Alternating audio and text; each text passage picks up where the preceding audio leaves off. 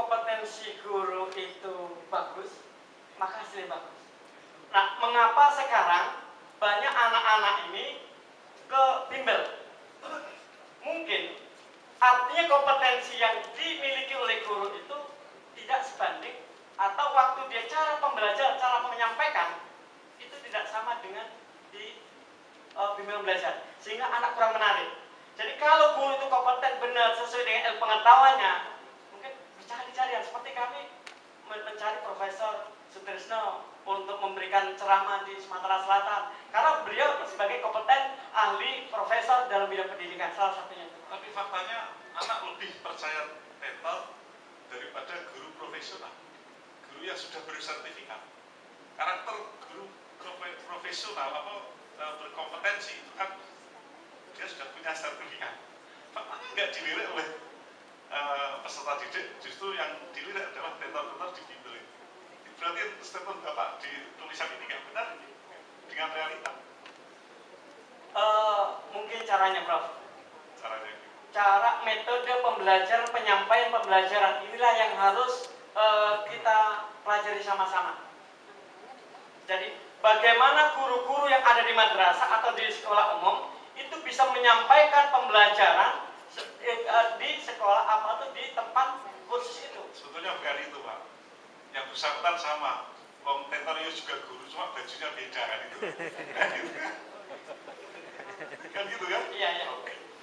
Yang berikut. Ini apa? Saya ragu temuan Bapak, terutama dalam hal penentuan klasifikasi. Coba dilihat di halaman 105, Pak.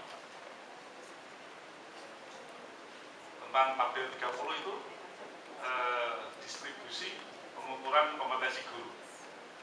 Coba 105. Mulai dari sangat kurang sampai dengan sangat baik. Ya, Pak. Ya. Nah, ini ada nilai itu yang membingungkan. Kalau ada responden mendapat nilai 153, itu dimasukkan kategori sangat kurang atau kurang? 100. Nah, itu kan, karena kan sangat kurang itu kan jarak intervalnya kan 83 sampai 153. Terus yang kurang 153 sampai 221. Dan yang lain, wah, ini ya. Oh, nggak bisa ya. Pengerawatnya Anda ada di sini. Dan kami akui saat ini. Oh, bukan. Mungkin Bapak jawab, Pak, kebetulan respondennya nggak ada yang nilai-nilai itu mungkin. Tapi memang responnya nggak ada yang seperti nilai itu. Kalau dilihat di situ nggak ini. Ya, Kebenaran. tapi dari si pertanggungjawaban statistik, Bapak harus menulis kembali. Paling tidak pasti harus beda, harus skor 1. Tulisnya harus jelas. Tidak boleh di sini ya, di jenjang bawah ya atasnya. Ya toh? Lalu yang pertanyaan berikut ini saya penanya terakhir, jadi ya banyak pelanggar, mohon maaf ini. Lalu yang berikut, pertanyaan berikut,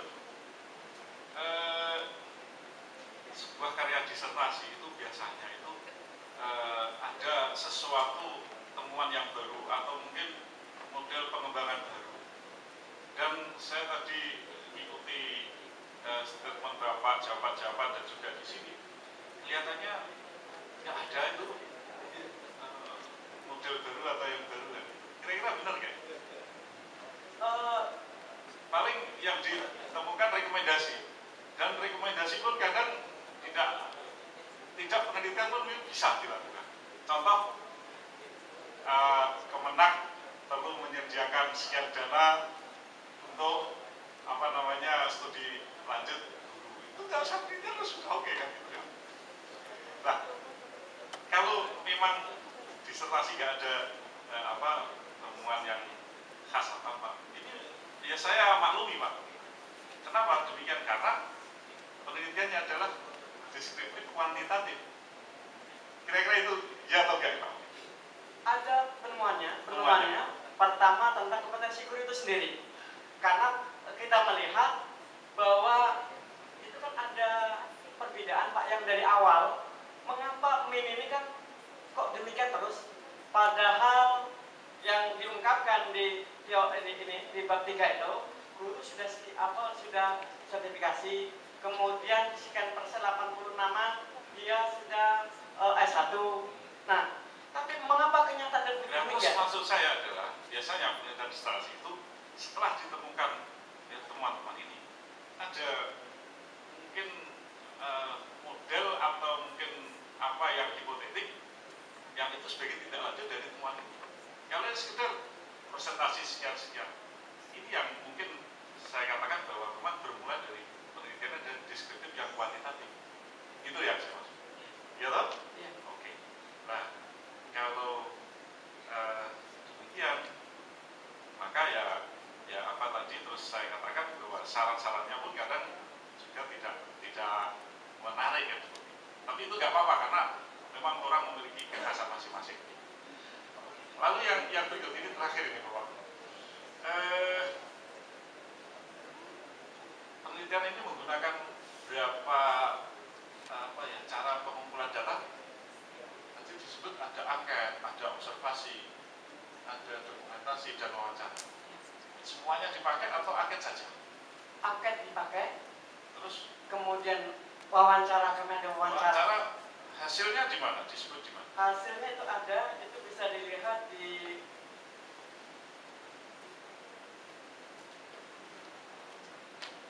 dan wawancaranya pun wawancara yang mendalam Pak ya?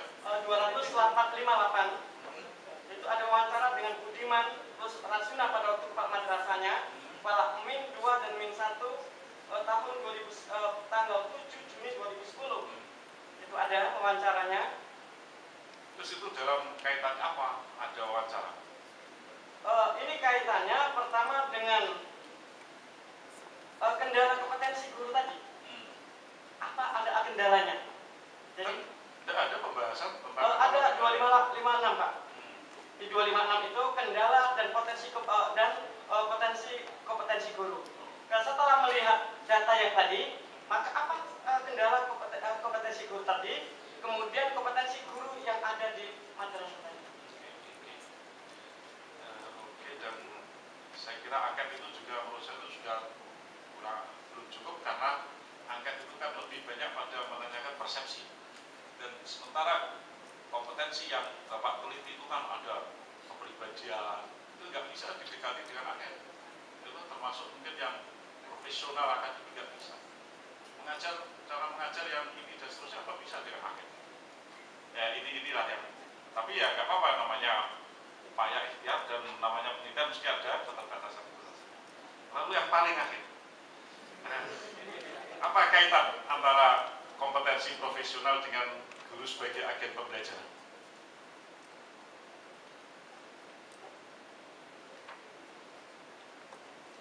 Dan ini tertuang di dalam UGD, Undang-Undang Guru dan Dosen.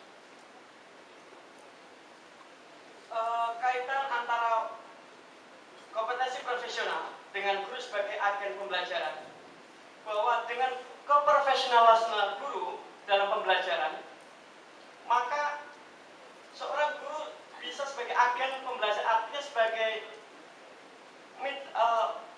melaksanakan pembelajaran itu bisa dengan sempurna karena bisa transfer of knowledge dari guru ke anak. Artinya bisa menyampaikan apa-apa pengetahuan-pengetahuan yang dari guru tersebut bisa disampaikan ke anak.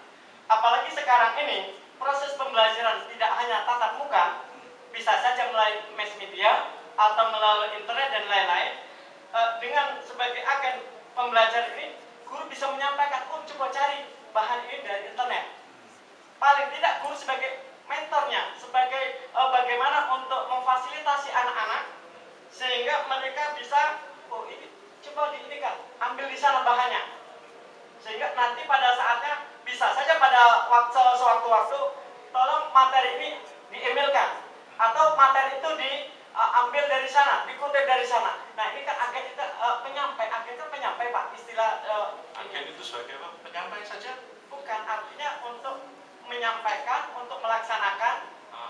Ini berarti Bapak belum membaca yang di UGD itu, karena sebagai agen pembelajaran itu banyak dimensinya. Mungkin sebagai motivator, fasilitator, terus perekayasa dan seterusnya. Gitu? Ya belum. Nah, itu kan. Ya saya sepakat dengan Bapak tadi itu, Pak Martin, bahwa walaupun sudah memiliki jasa dokter, nanti harus banyak belajar. Mungkin itu aja. Mohon maaf. Assalamualaikum warahmatullahi wabarakatuh. Terima kasih Saudara Prof. Edus apa yang ditemukan oleh para penguji, terutama perhitungan statistik yang keliru. Apalagi ini mau dikirim ke berbagai pihak, ini harus diluruskan. Ya, beberapa pertanyaan yang terdahulu juga. Ya. Dalam hal ini bisa diperhatikan. Terima kasih, ujian telah selesai. Pada para penguji kami ucapkan terima kasih dan sidang kami nyatakan diskors.